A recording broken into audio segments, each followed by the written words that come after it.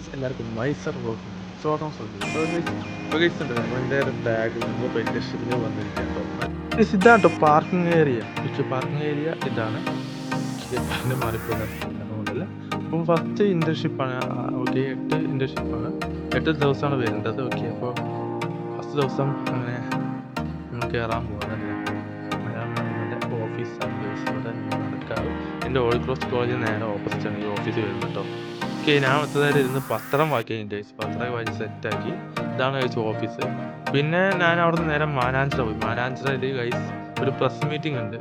എന്താണ് press meeting എന്ന് വെച്ചാൽ നമ്മളെ ആനന്ദ് ശ്രീധരൻ എന്ന് പറയുന്ന സാറിൻ്റെ ഒരു പ്രസ് മീറ്റിംഗ് ആയിരുന്നു. സാറ് നൃത്തത്തിലും സാറിൻ്റെ ഫോട്ടോ നൃത്തത്തിലും പിന്നെ നാടകത്തിലൊക്കെ സാറാണ്. സാറിൻ്റെ കൂടെ സെൽഫി ഒക്കെ എടുത്ത് കഴിച്ചു. ഭക്ഷണം കഴിച്ചു. ഇതാണ് ക്യാൻറ്റീൻ.